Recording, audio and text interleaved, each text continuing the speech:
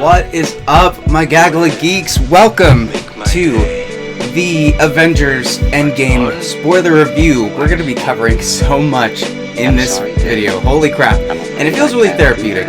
This is something that I've been wanting to talk about for the second I walked out of the theater, so I'm really glad to be here. Excited to be talking with you guys about it. Chime down below in the live chat on whatever you want to talk about. And again, let's just jump into it. Let's start with spoiler warning, though. Everybody who has not seen Endgame, go and watch Endgame first, then come back here and check it out. And yeah, we're gonna jump into it. So the way that I thought about doing this was really just, let's try to get each character nailed down, because like just going through plot by plot point, it doesn't really do it service for me. So let's jump into what I think works best. So I'm gonna jump into Thanos first, and Thanos, holy crap, he is the Mad Titan for a reason, and man, is Josh Brolin incredible in this film. What's interesting about the movie, it not only is the time travel aspect of everything, the fact that they kill Thanos off at the very beginning of the film, right when the film starts out, when we're seeing our heroes right after Infinity War and seeing what happens after Thanos has done the snap. They're all basically broken. We see the beginnings of carbs being eaten by Thor, and that's kind of from that point they see Captain Marvel take Iron Man, which is one of the best scenes ever. It's tough to kind of, oh man, maybe going through characters is a wrong way to do this. You know what? Never mind. First mess up. Woohoo! Alright. Anyway, I would say that with Thanos, like, he's a very different villain from Infinity War versus Endgame, because we're dealing with a different Thanos. The Thanos from Infinity War has already suffered the loss of Gamora. He already kind of knows what loss needed to happen for him to get what he needed. And you see that in his face. You see the hero's journey flipped on him, and when he gets into the Soul Stone realm and sees young Gamora and asks what it costs, it cost him literally everything. And you see that when they return to basically just beat the crap out of him. And it turns out that not only is he there with no protection or anything like that, but the stones are missing, he's destroyed them, and Thor just goes nuts completely and just beheads him and goes for the head. That is one of the coolest scenes. I mean, like, that's kind of one of the starting points of fan service when it comes to Endgame. Like, there are so many moments that you could deem as fan servicey moments, but they earn them. They earn each moment, and I love that point. Going with Thanos in the 2014 version, when he's after he's beheaded and there's the new version, I think that he's just a lot more menacing and a lot more I guess naive in what he wants to do. Like, he wants to go after the Avengers without knowing anything about them. He's going in with really guns blazing. So he's reckless in a way, and he's not as methodical as he is in Infinity War. So I liked seeing that with him. And seeing just how ruthless he is in it, where he decides, you know, I'm just going to destroy everybody. I'm tired of this shit. I'm tired of the Avengers. They're just pests to me, and I'm taking care of them. I think that was fantastic. Thanos is the best villain in the MCU, hands down. Maybe the best villain of any superhero film, based on just the fact that he won and has been the longest existing threat of a villain in a superhero realm, I think. Just being there for so long and being part of the universe. And again, 11 years building up to him, I think they earned having him be the best villain we've had. Going through Hulk, though, man, there are some changes to him. Now, here's where I kind of had a little bit of problem with, I guess, what they did. With Thor Ragnarok and with Infinity War, they start to delve into a little bit of Bruce Banner's character, where him and Hulk are having differences with each other. And in Endgame, it picks up 5 years later, where they've already settled their differences and they've already turned into Professor Hulk, which is kind of just a mix of both Bruce Banner and Hulk. He found a way to be able to settle both sides and to make him one whole complete entity, and it's amazing. The laughs that they're able to play when they're at the diner and he's getting pictures with the kids, and Ant-Man's wanting a picture, and he's like, "Come on, you want a picture with me? I'm Ant-Man." And the kid's just like, "No, no," and Hulk's like, "No, take the picture. It's okay. If he wants the picture." And he's like, "No, he doesn't want the picture."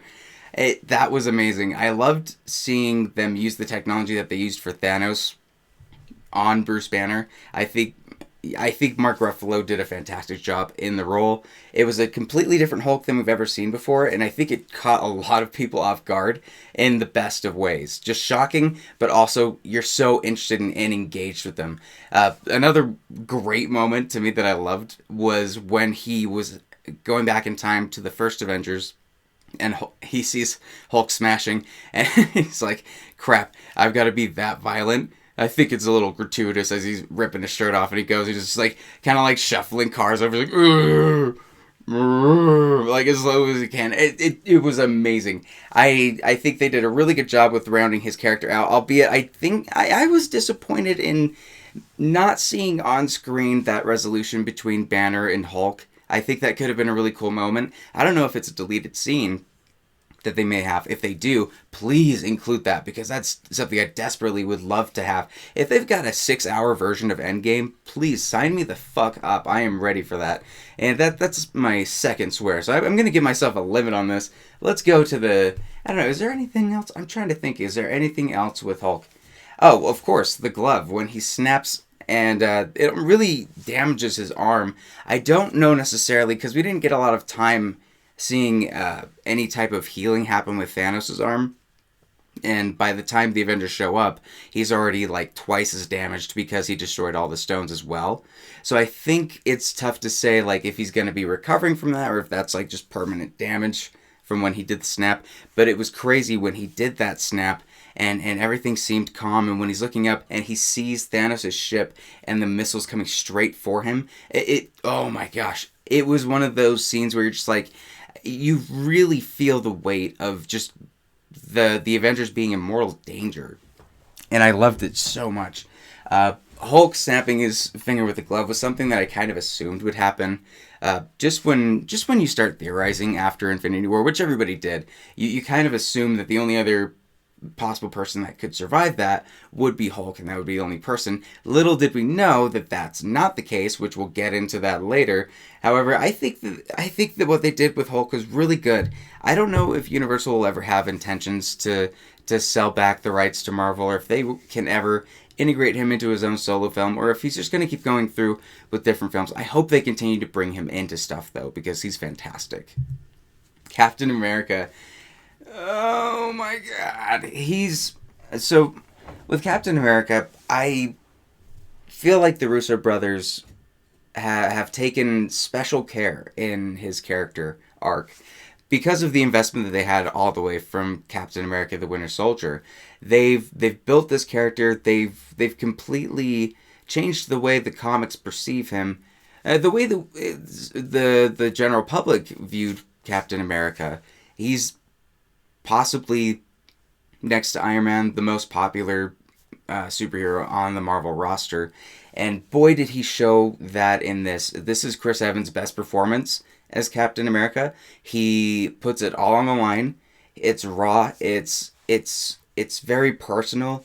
You see the weight that all of the things that happened after the snap has hit Captain America. But you also see the reason why he is who he is, why he's Steve Rogers, and that he's able to always still try to see the positive in situations. Like in the scene where he goes to see Black Widow and he's talking to her, and he basically is like, "Hey, I saw some humpback whales over across the Hudson." And she was like, "If you're trying to like spin what happened as being a positive," he was like, "I know, force a habit." But that's just who he is, man.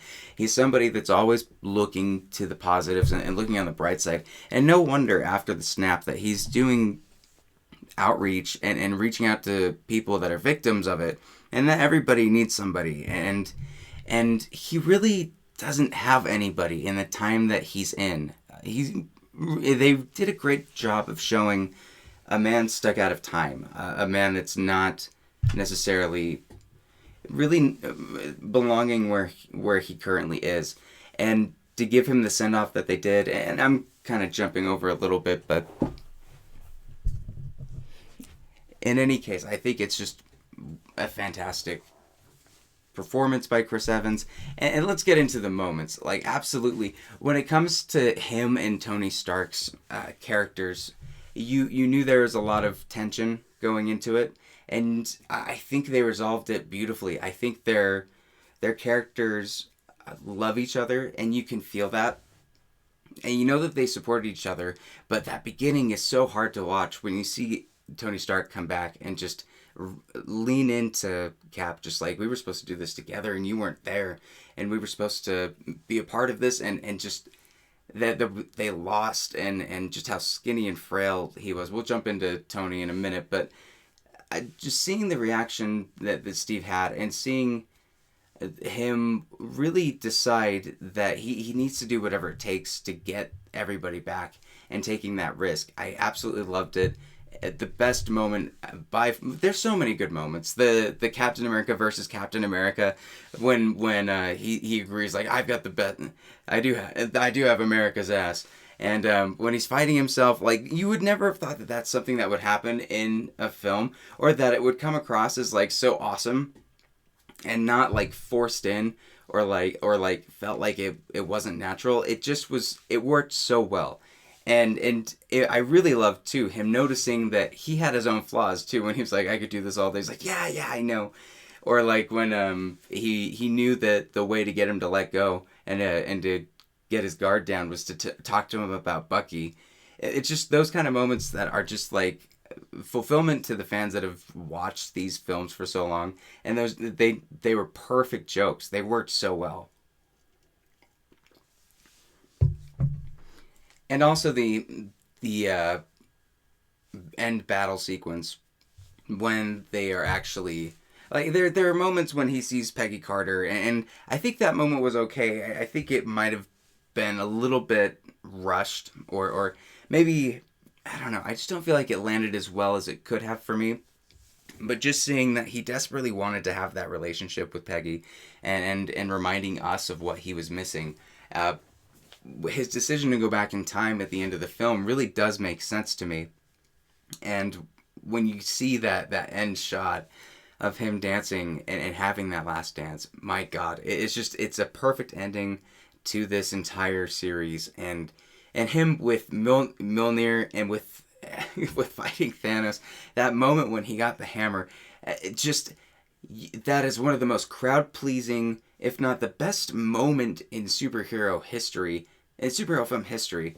Everything in that final act really is, like, the gold standard, things that you've never believed that you could actually see in superhero films, really in films in general, just put together so beautifully well. I loved everything about it. I loved him with the hammer, and I'm not necessarily upset or questioning. Like, sure, you can dive into the whole, well, if he's going back in time and he decides to have a life with Peggy, when he comes back, is he just leaving, like, Peggy? Did he have kids? Did he leave those kids? Like, it kind of just doesn't make a lot of sense in a way, but it's also just such a great close to his character, and just is so earned for that character that I don't care about it. I think it was a great send-off for him, and just fantastic for that. Iron Man was the MVP, though, as far as this film is concerned. For me, I'm not always the biggest fan of Robert Downey Jr. when it comes to these films. A lot of times I feel like he's in it just because he's Robert Downey Jr. and it's kind of like, oh, well, I'm in this, and I'm kind of going to be Robert Downey Jr. going around with this. He has a very raw and great performance as Iron Man. I really liked him, especially in the beginning when he's working with Nebula. I loved him and Nebula's relationship at the beginning of the film when they're playing table football, and just how seriously she's taking it, and how kind they were to each other, and just how much he wanted to help out the entire group as a whole. I think that's really great. And seeing Gwyneth Paltrow show up as Rescue at the end, and seeing those two together, was one of the coolest things ever. Like, it's stuff that normally you would question and be like, okay, well, how did she come up with learning how to use the armor? How did all of that stuff work? But you don't question it because at this point they've earned the respect of all of their audience to just assume that that's the case. I loved that scene.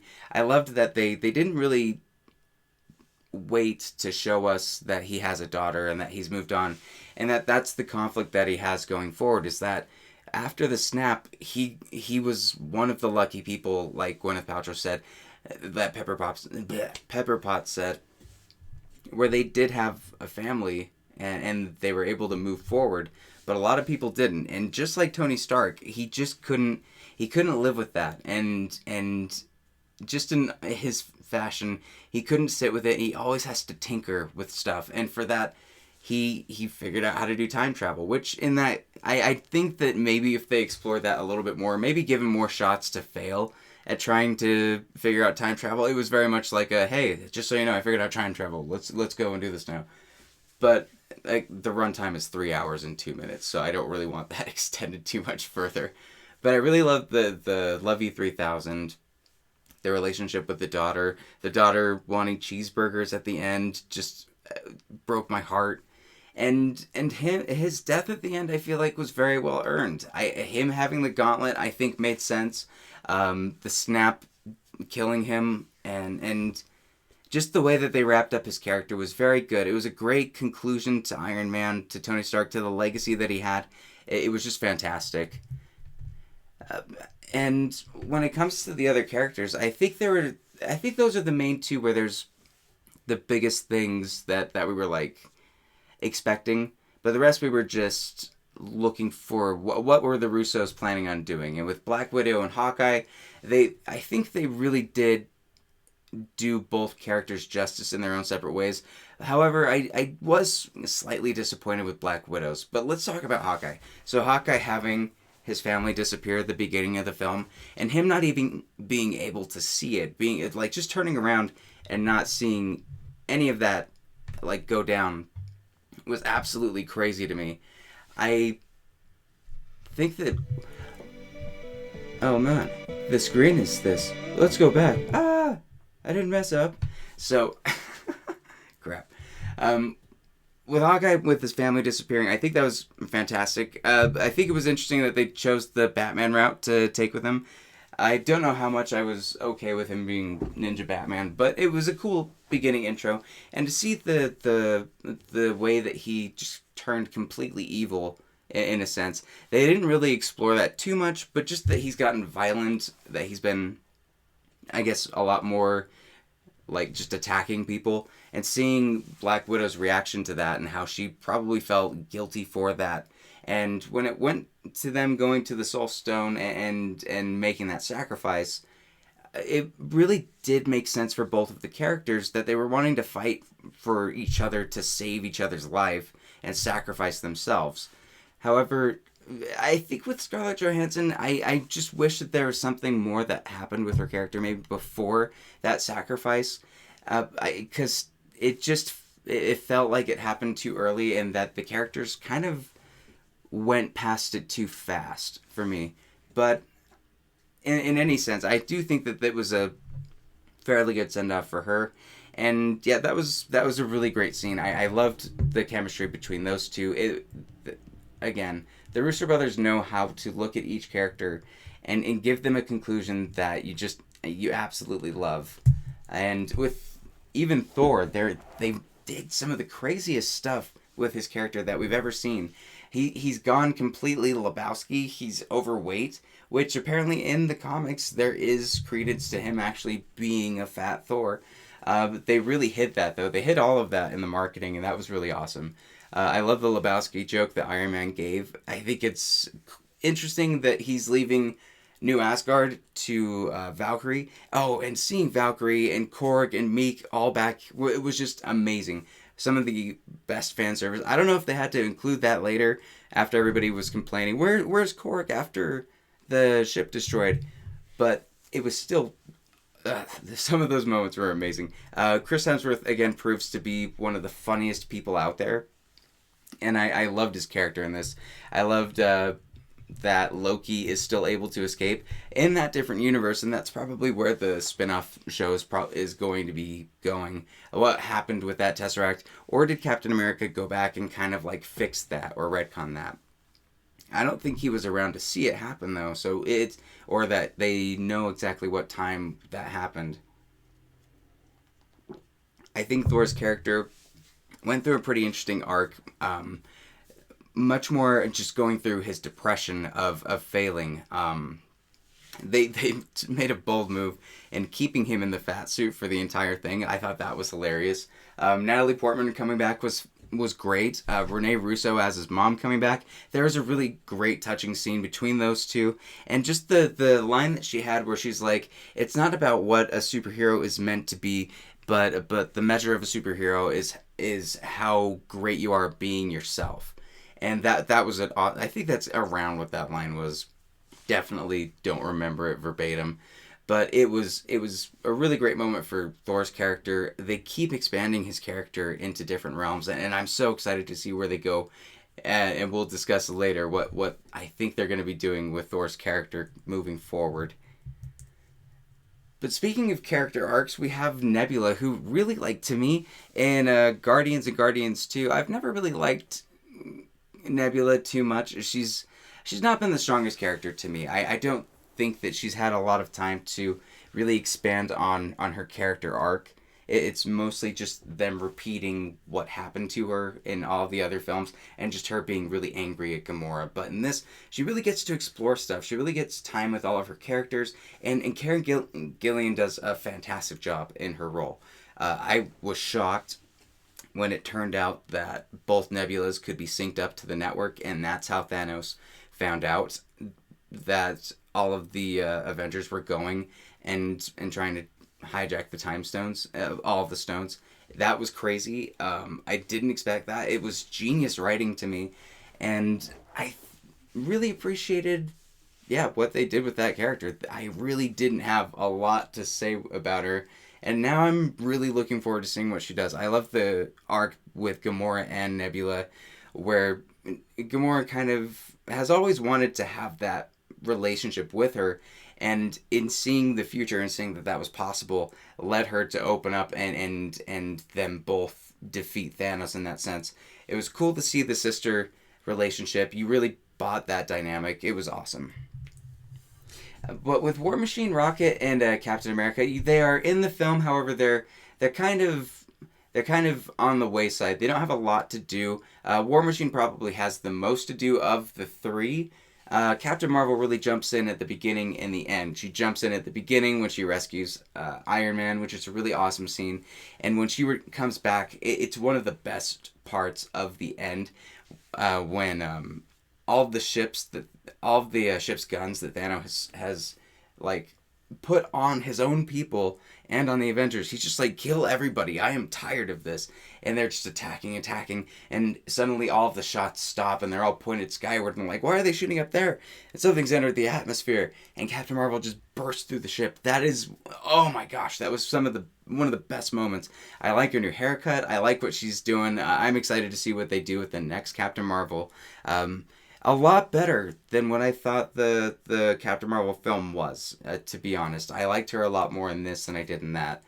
With Rocket, he's got a lot of jokes, but he's mainly helping Thor out when it comes to his depression and getting him back on with stuff. And he gets the reality stone, but that's about it. Which, by the way, that was an amazing scene when Thor was explaining the ether, and he was like, by the way, everybody keeps saying it's a stone. It's not a stone. It's a liquidy thing, so you're gonna have to change that. It's some of the best jokes ever.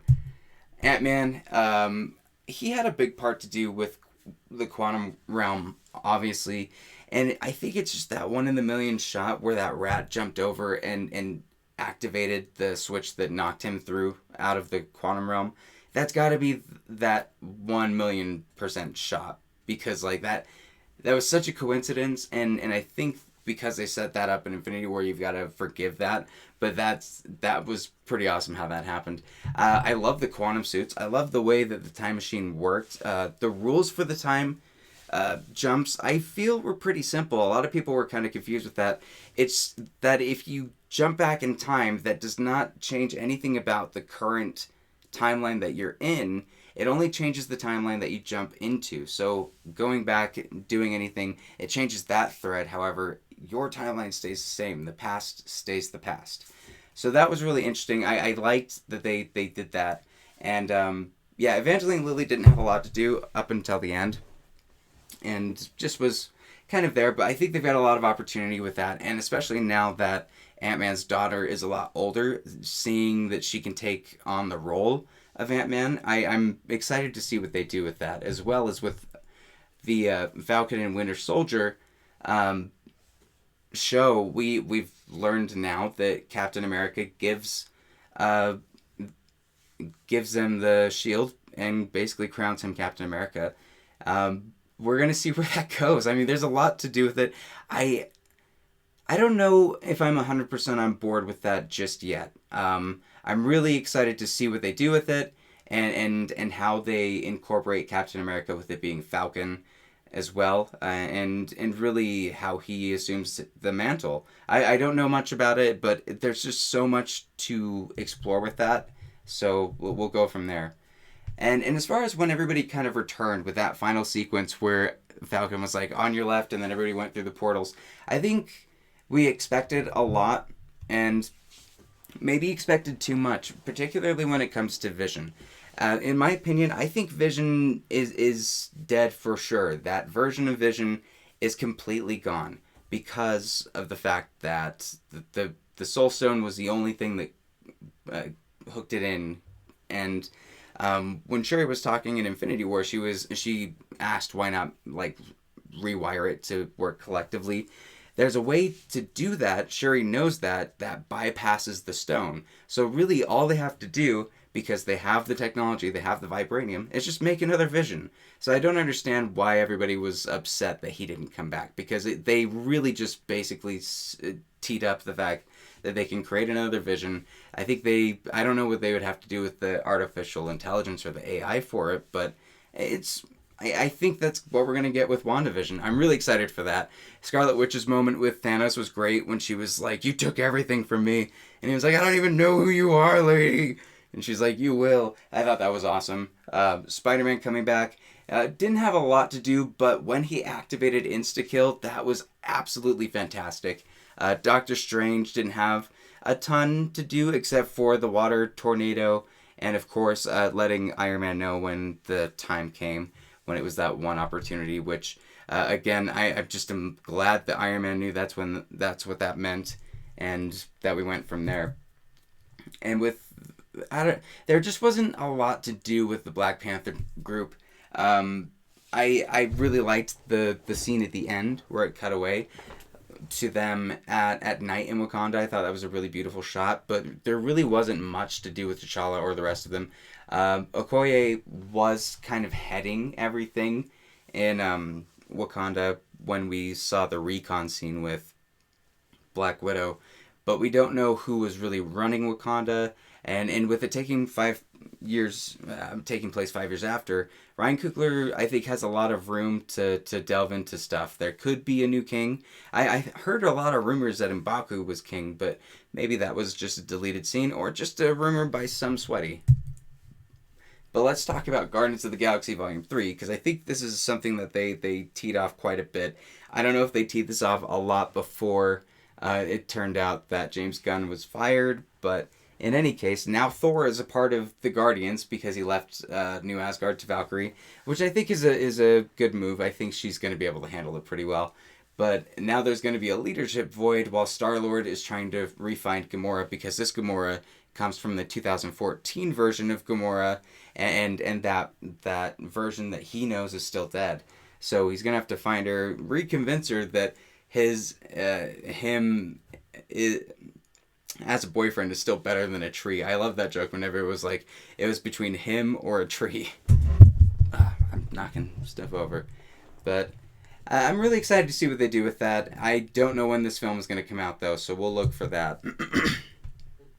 And as far as cameos, There was quite a bit. We had Robert Redford come back, all of the Hydra people coming back. That scene was amazing when Cap came into the elevator, and basically, it seemed like he was a lot more loose because I don't know if the Captain America from the Winter Soldier would have turned and went "Hail Hydra" to try to get a scepter from somewhere, but when he did that, that was amazing. The whole audience clapped at that point. Robert Redford coming back was awesome. I love the Tilda Swinton scene with Natalie Portman coming back. That was awesome. The scene with Tony Stark and his dad and talking about raising kids together and him just like bursting out and telling him, "Hey, I have a daughter," and like just wanting to share that, hey, you've got a kid without really telling him was just it was so good. It was such a great moment, and so well earned for those characters as well. And Agent Carter, of course, coming back towards the end, and that's really. I hope I've covered as much as I can think of, and yeah, that's my spoiler heavy review of this stuff, and I'm pretty sure we've got to work on all of this live streaming thing because for some reason it's still cut back to me not having myself on camera. So what's that about? We'll figure it out. Alright guys, well hey, thank you so much for watching and tuning in, and I will see you at the next review.